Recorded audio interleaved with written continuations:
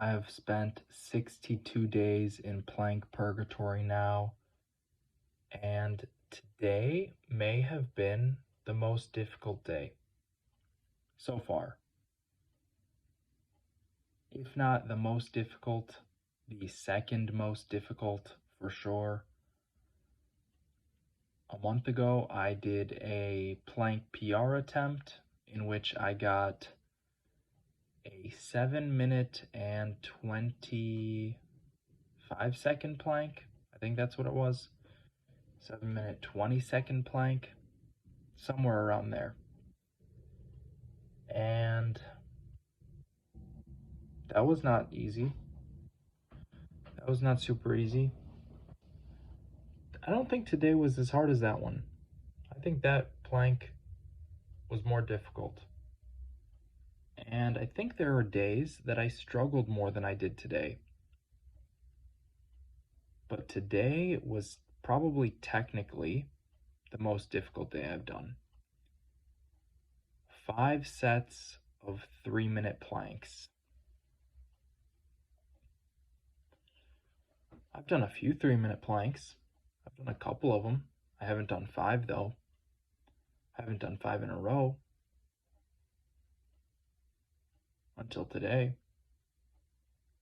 And yet, I stand by my message from yesterday that planking is easy. Simple as that. Planking is easy. And if planking is easy, what difference does it make if I'm going to do it for 1 minute or 3 minutes or 90 seconds or even 5 minutes? This is good practice, honestly. This is really good practice because a 3-minute plank can really test you. If you're not ready for it, it will absolutely test you. You've got to be present, you've got to be paying attention, or else you might slip. You might let that idea of, what am I even doing here, in your head. You might let some weakness in your mind. You can't slip up doing a 3-minute plank. At least most people can't. But for me, it's easy. I figured out the cheat code. And now planking is easy. Because I said it is. How cool is that? Back to what I was saying. This is really good practice. This is probably one of the best ways I could actually get better at planking. Just keep practicing the longer sets. I've already graduated from the 1-minute planks. I've been doing 90-second planks lately. Why don't I bump it up another step? 3 minutes today. And I did have to take some precautions, or just some cautions. I didn't do it I didn't do it prior. I did it during. I'm breathing, and I'm really paying attention to my breath. I'm really breathing today. And I'm doing a type of breathing, actually. I believe this is called square breathing. I've heard of this before. I've actually tried it before, but I never really found any appeal in it until yesterday. I watched a video yesterday in which someone mentioned square breathing and how this is a good way to deal with stress. This is a good way to calm yourself down, apparently. I don't know the mechanism behind it. Actually, I do know one mechanism behind it. So, this guy mentioned slow exhales. Exhaling slowly. And what this apparently does is when you slowly exhale, your diaphragm moves up.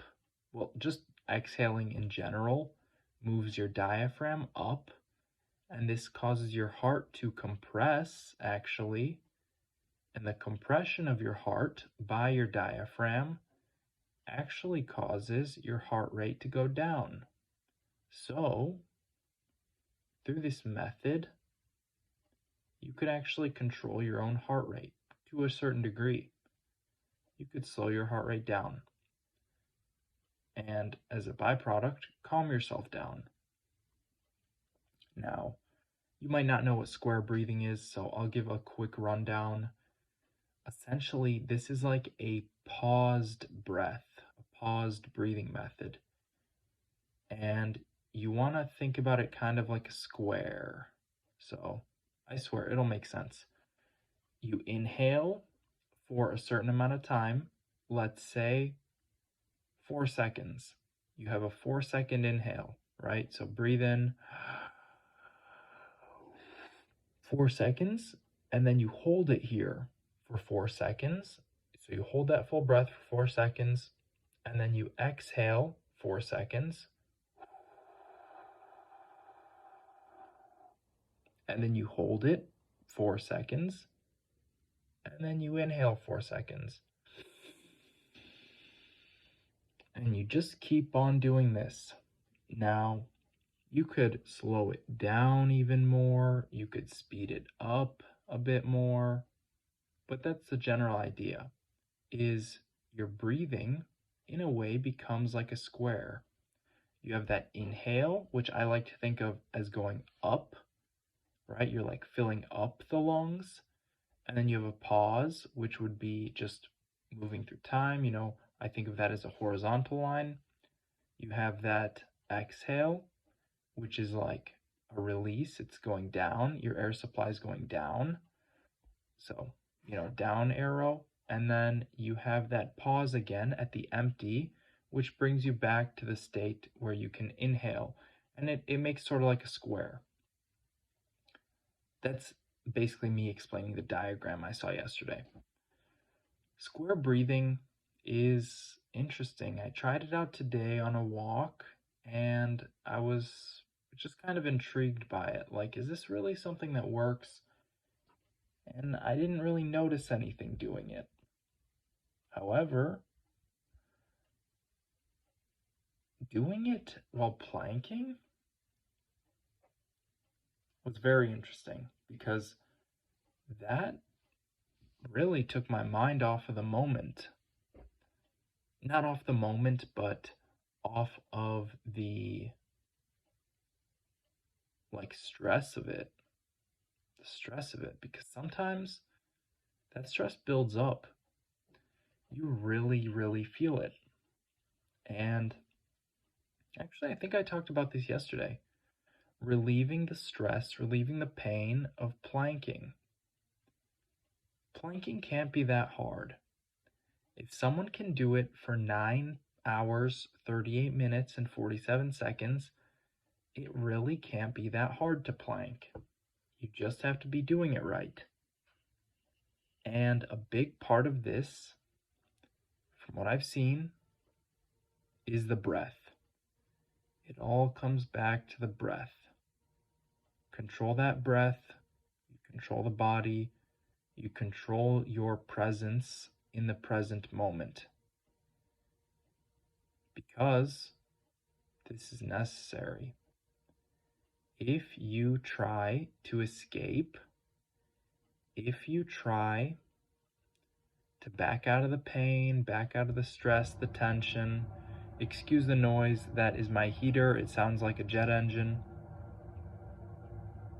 Back to what I was saying, if you try to escape that pain, there will undoubtedly come a point where it's too much to bear.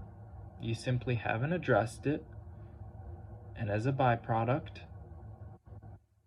it's built up. It's become this big monster, and you can no longer face it. Instant defeat. That's what it's been like for me. Sometimes it happens really fast. Sometimes you go from 2 minutes to 3 minutes, and that is a slog. And you go from 3 minutes to 3 minutes 10 seconds, and it feels like you did a whole another 3 minute plank, and you just quit. You should quit right there. That comes from not being in control. The breath lets you take that control back. This square breathing puts you directly in the seat of control. And one reason I think that is because of the pauses. The pauses are uncomfortable. You have to be present for them. You have to actually think, I'm gonna pause for 4 seconds, or however long you're inhaling, exhaling, pausing. You have to think about it. You have to be in the moment. You have to be checking yourself. And that's a cool thing, honestly. Just being there for yourself. I'm gonna breathe. I'm just gonna hold this plank and I'm gonna breathe. And today, that's what got me through it. 5 sets of 3-minute planks weren't even that bad. Honestly, wasn't even that bad. I remember when I first started doing 2-minute planks, I was thinking about the 3-minute planks. I was thinking about it like, okay, I started with 1 minute, now I'm doing 2 minutes. 2 minutes is definitely harder than 1 minute was. No doubt.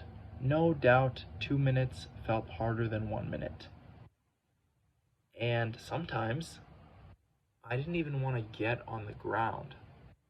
I didn't even want to get in that planking position. I was just thinking, maybe I could skip it, maybe blah, blah, blah, making excuses, right?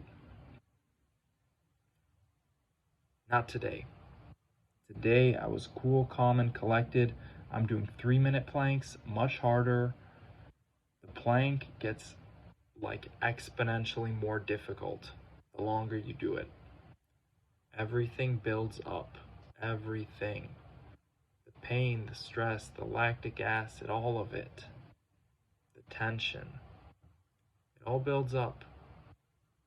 You have to be good at managing it. And you have to be good at understanding how to manage it. At least on a subconscious level. Now, if you could do it consciously, better yet, if you could learn to do it subconsciously, instinctively, that is something really amazing. I wonder if I'll ever get there. I wonder if I'll get to the point where I could just hang out in the plank, just chilling. Just chilling.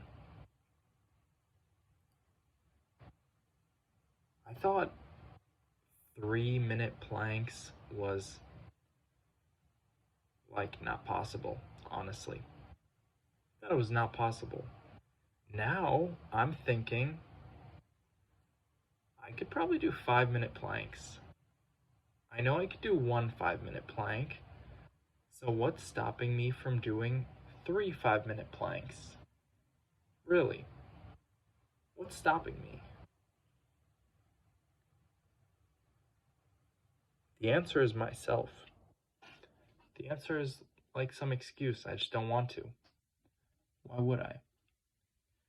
And that's going to be valid for a certain amount of time. Maybe I'll keep working with the 3-minute planks. I'll try them again. Maybe I'll make a leap. I'm really starting to think about what is actually possible with this when you combine the proper form with the proper breathing, with the proper mentality. That's how you get someone like Josef Salek. The proper training as well. Think about that. 9 hours and 38 minutes and 47 seconds in the plank. That's truly extraordinary. And it comes as a byproduct of many things. Thank you for watching today. I'm way too hyped about this planking stuff. I'll be back with some more tomorrow. Bye.